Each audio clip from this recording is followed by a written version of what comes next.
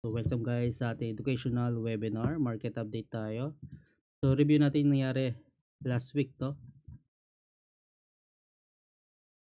So this week pala yung previous market update. So nung Monday, yung Tuesday pala, no, nakita natin na bullish bias tayo sa gold, no? If yung price nag-hold sa key level na to. And nakita natin nag-retest, binalikan ng price yung key level and nagkaroon ng bullish confirmation, rejection sa key level. And nakita natin nagkaroon ng reaction sa key level o kaya nag-bullish move. Nakita natin, sinabayan pa ng fundamentals, no? Tumaas ang gold price, almost ilang pips to? 800 pips, no? Nakita natin yung pagtaas. Sa H1 time frame, tingnan natin. So, nakita tumaas siya hanggang dito. Then, kahapon naman nag-pull back, nag-range sa key level, no?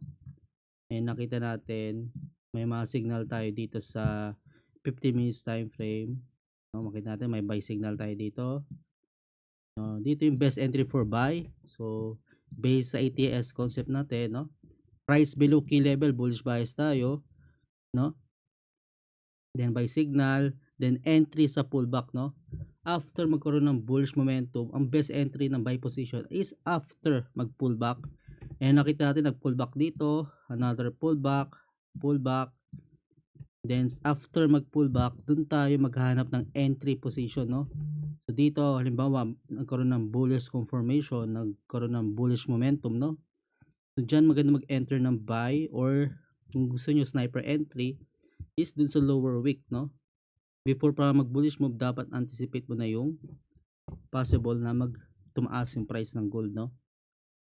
Same rin dito, almost madaling araw na to kagabi na nag-hold sa key level, then Asian session tumaas siya hanggang i-retest yung previous high, no? Almost 400 pips yung tinaas, no?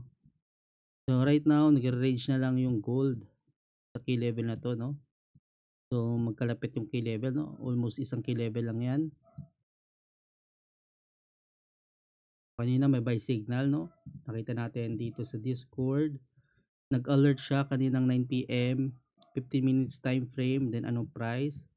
So ito yung signal na yun. Then nakita natin nag-bullish move siya ng almost 122, 120 pips, no?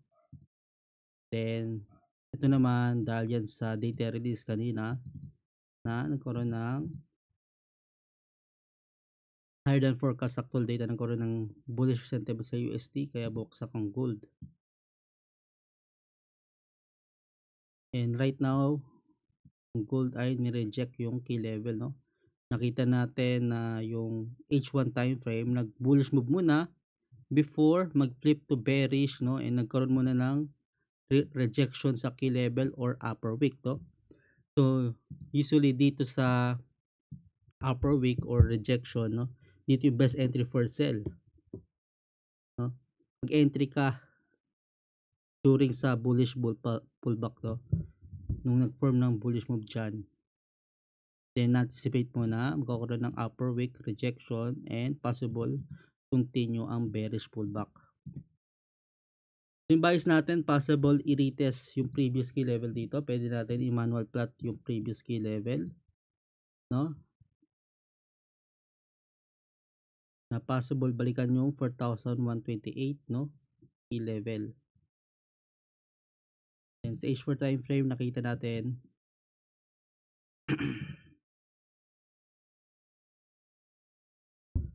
sa H4 time frame, so nakita natin yung previous high.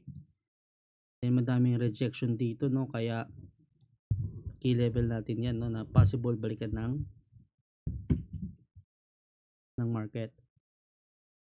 So since nagkaroon na ng bullish move this week, no? So yung best entry ng buy ulit, bullish bias pa rin tayo, is wait for pullback, no? I-prefer natin na mag-pullback ang gold dito sa price, no? Kaya natin ng possible i-retest ang key level sa baba, no? And dito tayo maghanap ng buy.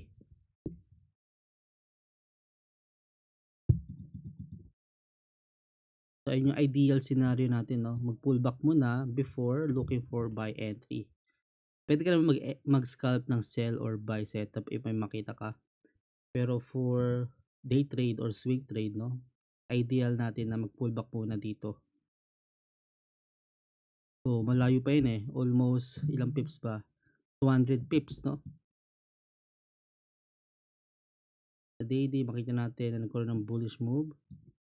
So weekly, so alam natin na bullish week tayo this week. Na na-anticipate natin na possible balikan yung previous high ng candle na yan, no? So possible ba mangyari may yung taas for this week or possible next week pa? Kasi monthly end na eh. Magko-close na yung monthly candle, no?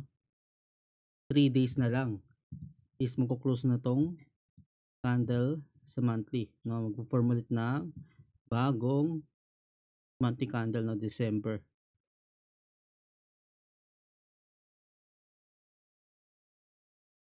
Ayun na, nagkaroon ng rejection sa gold. Then may mga signal tayo sa 1 minute time frame, no? May buy signal dito almost 140 pips. Ito naman almost 40 pips or 50 pips yung bullish move, no? Then continue yung bearish move.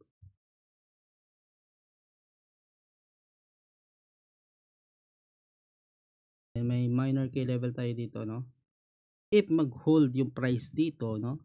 Nagkaroon ng rejection and bullish confirmation, lumalakas yung mga buyers, no? Then humihina mga sellers, no? Possible na magkaroon ng rejection sa key level and continue ang bullish move. If hindi naman, possible mag-break yan and continue ang bearish pullback, no? Depende, no, kung ano mangyayari dyan sa key level, no?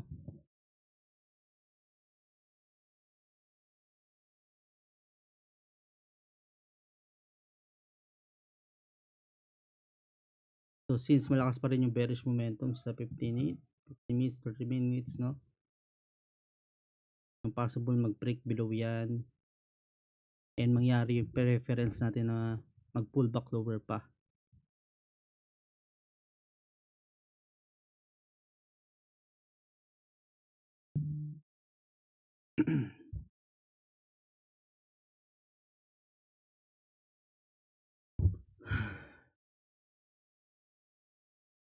Sa Bitcoin, ano nangyari? Tingnan natin.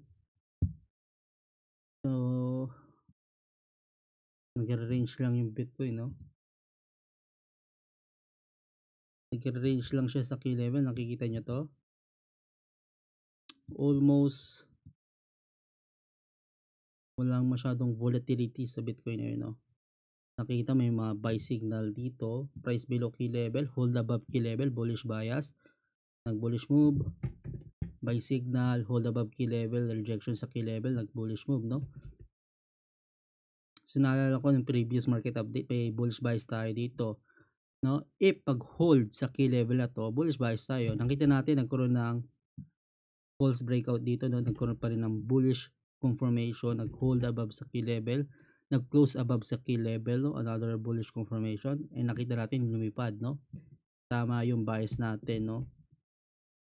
When yung price action nag-hold sa key level, bullish bias tayo dito.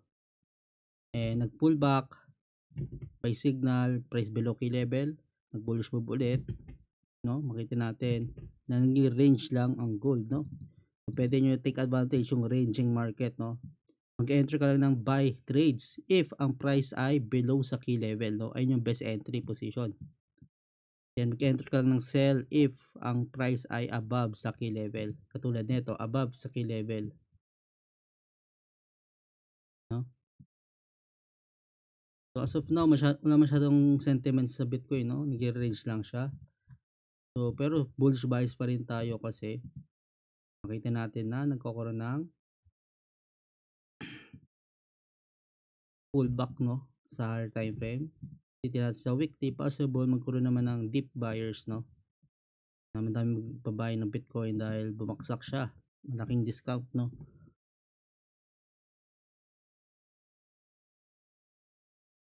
So, pero take note, no, malakas pa rin yung bearish momentum sa monthly na possible next month, December, na mag-continue ang higher time frame pullback, no, bearish move sa Bitcoin.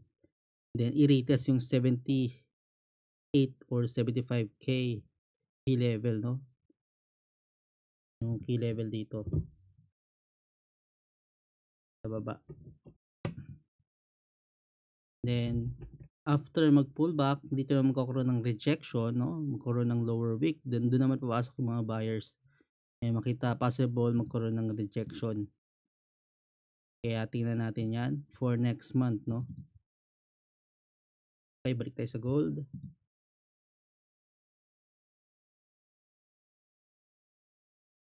So, mukhang bearish pa rin, no? Hindi pa rin nag-hold sa key level.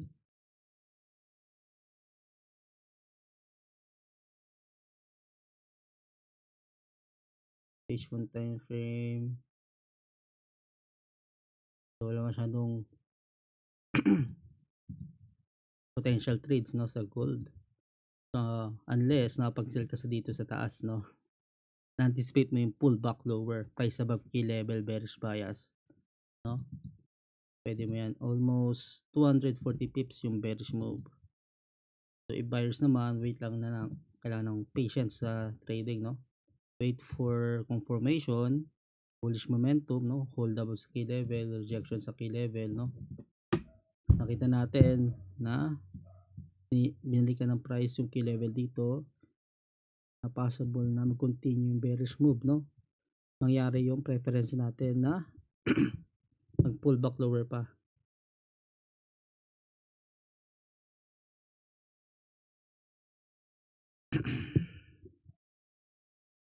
You freeze yung video, so try mo mag-exit the Discord and join ulit, or baka sa internet may problema.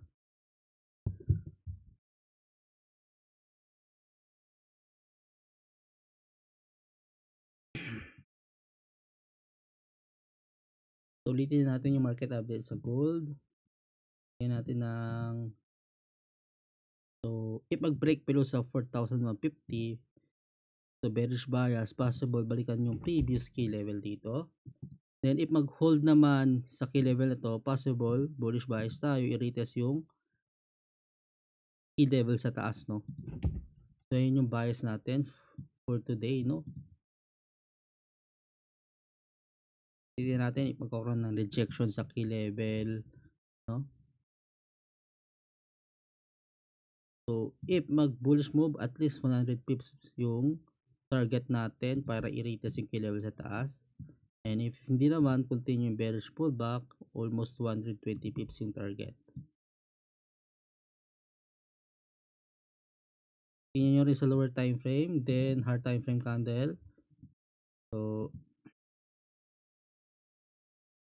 pwede natin ilagay yan, no? Para may mga confluence tayo sa higher time frame candle. So, makita natin sa H1 and H4, malakas pa rin ang bearish confirmation natin or yung price action, no? Yung laki ng close dito, wala masyadong upper wick yung 1 hour candle. Then sa H4 time frame naman, malaki yung upper wick, no? Potential talaga mag-bearish move yan. Tingnan natin if kakaroon ng rejection sa key level, no? Kung mag-hold ba yan, no? Bullish bias tayo.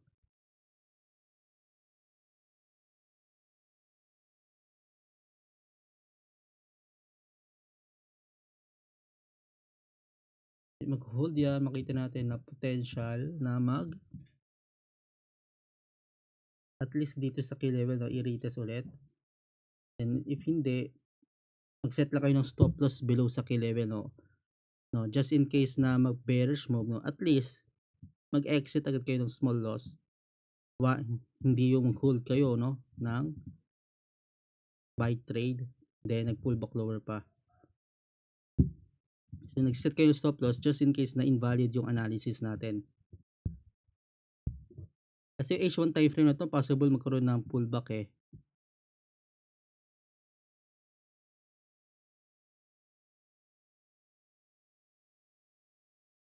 So ayun lang yung market update natin for today, no. So tingnan natin mamaya if mag-hold ba yung key level na yan. Sa Bitcoin, so bullish bias pa rin tayo, nag-hold siya sa key level eh. Na possible i-retest yung key level dito sa taas.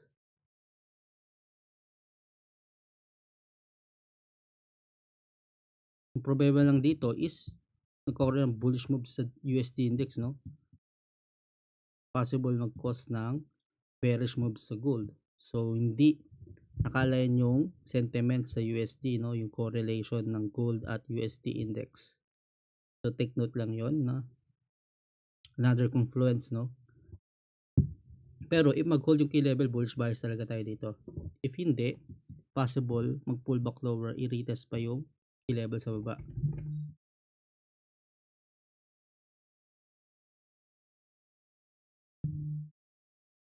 So ayun lang guys sa ating market update sa gold and Bitcoin.